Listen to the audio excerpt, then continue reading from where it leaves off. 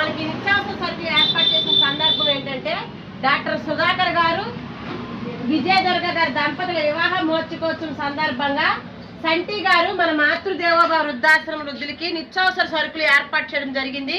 మరి సుధాకర్ గారి దంపతులు ఎలాంటి పెళ్లి రోజులు 100 పెళ్లి రోజులు జరుపుకోవాలని గట్టిగా పెళ్లి రోజు శుభాకాంక్షలు చెప్పండి.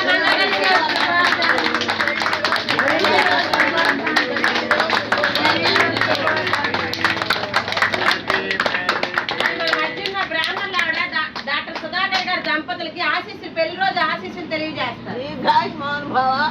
మనోవాంఛా ఫలితరస్తు శతమానం భవతి భవతి భవతయుషేంద్రియే ఫలితరస్తు.